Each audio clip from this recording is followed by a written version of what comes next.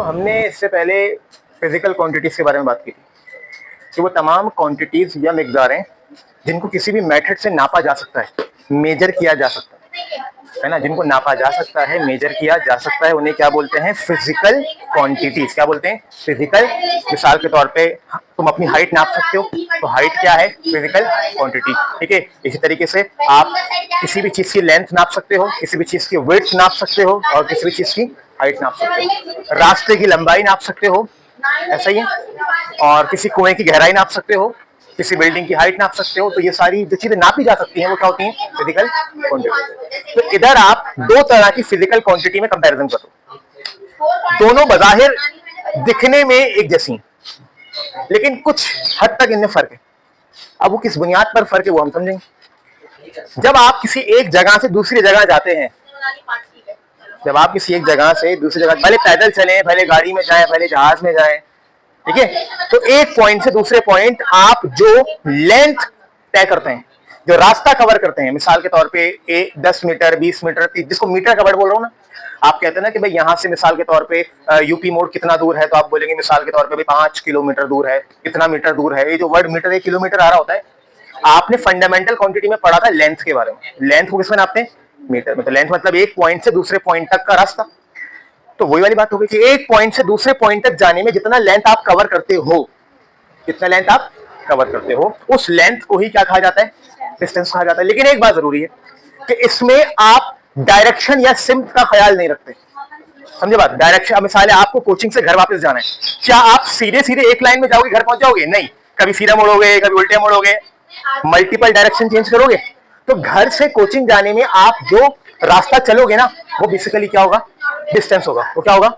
Distance. समझे बात को? तो एक पॉइंट से दूसरे पॉइंट क्या लिखा हुआ है? Total length covered by body का मूव होना भी तो जरूरी है ना, क्योंकि डिस्टेंस तो वही तय करेगा जो मूव कर रहा है।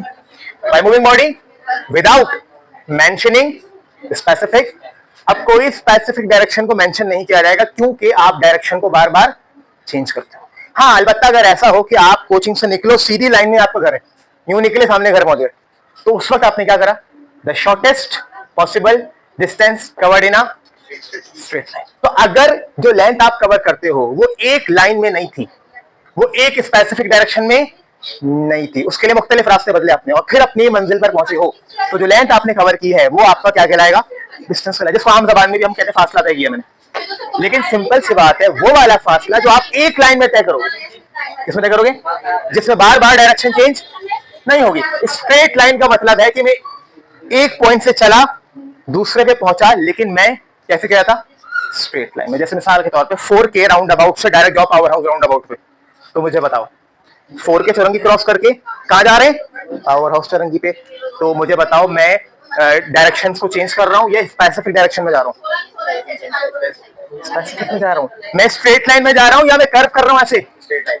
पावर 4K से पावर हाउस सीधा रोड जा रहा है ना, क्या आपको बाइक को मोड़ना पड़ता है कहीं? अब 4K से मैं कहूं वहां जाना है, अपना सिंधी होटल जाना है, तो फिर क्या करना पड़ेगा? उल्टे हाथ से मुड़ना पड़ेगा। तो जहां डायरेक्शन चेंज कर लिया, आप बोलोगे मैं डिस्टेंस तय कर रहा हूं। जहां डायरेक्शन चेंज नहीं करी, सीधे निकल गए, तो फिर वो आपका क्या होगा? डिस्प्लेसमेंट। अब इससे एक फर्क आ रहा है, वो फर्क आ रहा है डायरेक्शन। जहां डायरेक्शन स्पेसिफिक है, जहां डायरेक्शन, वो डिस्प्लेसमेंट है, और जहां डायरेक्शन स्पेसिफिक नहीं है, वो क्या है? डिस्टेंस है। तो अब दो चीजों में जो फर्क आ रहा है वो डायरेक्शन की बुनियाद पर आ रहा है। अब इस बात को यहां से जहन में रखो आगे तक के लिए, कि जहां डायरेक्शन स्पेसिफिक होती है, जहां डायरेक्शन फिक्स होती है, उसे वेक्टर कहते हैं, उसे क्या बोलते हैं? और जहां डायरेक्शन फिक्स नहीं होती, उसे क्या बोलते हैं? स्केलर। क्या बोलते हैं? वेरी नेक्स्ट पॉइंट क्या लिखा हुआ है डिस्टेंस के बारे में? It is a scalar quantity. और डिस्प्लेसमेंट में इट इज अ, जहां डायरेक्शन फिक्स्ड हो गई वहां कौन सी क्वांटिटी है? वेक्टर। जहां डायरेक्शन फिक्स नहीं है, मेंशन नहीं कर रहे, विदाउट मेंशनिंग स्पेसिफिक डायरेक्शन, तो फिर वो कौन सी हो गई? तो बेसिक फर्क यही आ गया। ये भी फासला है, ये भी फासला है। उर्दू में इसे फासला कहते हैं, और इसको कहते हैं हटाओ। क्या कहते हैं? ये खिसकना, या मैं कहूं कि डेस्क को खिसकाओ। मुझे बताओ, डेस्क जो खिसकेगी वो स्ट्रेट लाइन में खिसकेगी या इधर उधर खिसकेगी? कैसे? एक डायरेक्शन में या मल्टीपल डायरेक्शन में? आवाज नहीं आई। डेस्क कैसे खिसकेगी? एक डायरेक्शन में या मल्टीपल डायरेक्शन में? तुम्हारी आवाज क्या आई? क्या बोलो? मल्टीपल में। मल्टीपल का मतलब क्या हो? क्या क्या जहन में आया तुम्हारे? हाँ, मल्टीपल का मतलब है एक से ज्यादा। तुम डेस्क को खिसका रहे हो, वो एक डायरेक्शन में खिसक रही है या मल्टीपल में खिसक रही है? एक में खिसक रही है ना। जब नमाज पढ़ते तो रुख किधर होता है? फिक्स हो गए, हर डायरेक्शन में तो नमाज नहीं हो सकती ना। तो जहां डायरेक्शन फिक्स हो जाए वो कौन सी है? मल्टीपल कैसे हो सकती है? गाड़ी को मैंने बोला धक्का लगाओ, गाड़ी को धक्का लगाओगे तो गाड़ी को धक्का किसी एक डायरेक्शन में लगाओगे या मल्टीपल में लगाओगे? वो तो ड्राइवर पे ना सर्वो है। नहीं वो तो सही कह रहे हो। अभी गाड़ी खराब हो गई, गाड़ी को धक्का लगाना है ना, गाड़ी सीधी आएगी ना आगे। तो जो स्ट्रेट लाइन में जा रहा है वहां स्पेसिफिक एक डायरेक्शन है, और जो ऐसे घूम रहा है, कर्व कर रहा है, वो एक डायरेक्शन, वो मल्टीपल है। कभी वो ईस्ट में जा रहा था, कभी वेस्ट में मुड़ गया। अब ये डायरेक्शन का चक्कर समझेंगे भी आगे चल। यहाँ तो बात समझ आ रही। जो फासला तय करना है वो मुख्तलिफ डायरेक्शन में तय हो रहा है, एक डायरेक्शन नहीं। तो कौन है? डिस्टेंस। और जहां एक डायरेक्शन है वो कौन है? तो ये हो गया स्केलर क्वांटिटी, ये हो गया। दोनों को नापने का यूनिट सेम है, मतलब डिस्टेंस को भी मीटर में नापेंगे और डिस्प्लेसमेंट को भी। तो ये तो दोनों में सेम चीज आ रहा है। अब फर्क किससे आ रहा है? स्केलर क्वांटिटी और एक चीज का और फर्क आ रहा है। अगर आप में से कुछ बच्चे स्केलर हैं तो मैं कहूंगा वो बगैर कैप पहन के बैठे, और अगर कुछ बच्चे वेक्टर हैं तो मैं कहूंगा कैप पहन के बैठे। जो कैप पहना हुआ बच्चा होगा उसके कैप का जो फ्रंट होगा वो एक डायरेक्शन दे रहा होगा। तो मैंने कहा कि मान लो कैप पहना हुआ बच्चा कौन सा हो गया? यहाँ भी फिलहाल कोई भी कैप नहीं पहना हुआ, कैप पहना हुआ कौन सा हो जाएगा? और बगैर कैप वाला कौन आएगा?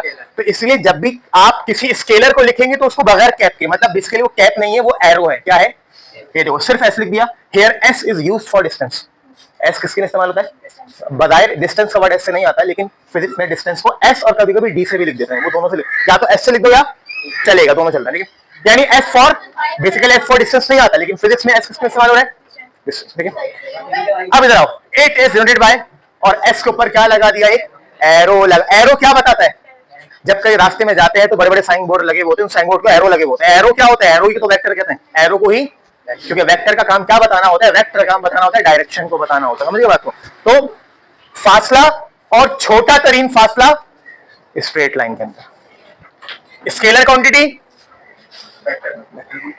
ये भी नापेंगे मीटर में, ये भी नापेंगे। इसको जाहिर करेंगे सिर्फ एस से, और इसको जाहिर करेंगे एस के ऊपर एरो लगा, है ना। अब जरा डायरेक्शन को समझो। डायरेक्शन होती क्या है? सिम्थ जिसको कहते हैं। हमारे पास 4 बुनियादी सिम्थ होती हैं। कितनी होती है? ईस्ट वेस्ट नॉर्थ साउथ, जिसको न्यूज कहते हैं। जो वर्ड न्यूज आता है ना, न्यूज क्या है? North east west south. अक्सर औकात इसको इस तरह से बोला जाता है बाहर, इसका मतलब है हर तरफ की खबर। तो ईस्ट भी हो गया, वेस्ट भी हो गया, नॉर्थ भी हो गया। अब आप मिसाल के तौर पे आप देखें, जिधर से सूरज निकलता है, आपने उस तरफ अपना हाथ किया, तो जिधर से सूरज निकलता है वो क्या है? ईस्ट। सनराइज इन द, तो जहां से सूरज निकलता है वो क्या है? तो आपने बोला भाई ये क्या है? यानी हर बंदा अपने राइट हैंड को क्या मानता है? लेकिन ये एक मानना है सिर्फ। हकीकत में ईस्ट कौन है? जिधर से, यानी आप उस डायरेक्शन में खड़े हो जाओ और अपने हाथ को, सीधे हाथ को वहां कर लो जहां सूरज निकलता है। तो इसका मतलब आपका लेफ्ट हैंड क्या हो जाएगा? वेस्ट। ठीक है, मेरी नोज जिधर पॉइंट करेगी वो क्या हो जाएगा? अब बेसिकली तो वो सामने पॉइंट कर रही है, ठीक है, तो हम इसको यूं मानेंगे। लेकिन इस नोज से बिल्कुल, यानी अगर सामने मेरे नॉर्थ होगा तो पीछे क्या होगा? या इसको यूं समझ लो कि नोज ऊपर है तो ऊपर नॉर्थ है, और नीचे हम शूज पहनते हैं तो नीचे कौन है? यानी अगर ऊपर नॉर्थ है तो नीचे, और सीधे हाथ में क्या है? सीधा से ईट खाते हैं ना, सीधा से ईट खाना खाते हैं ना, ईट पे क्या आ गया? और लेफ्ट हैंड में क्या पहनते हैं?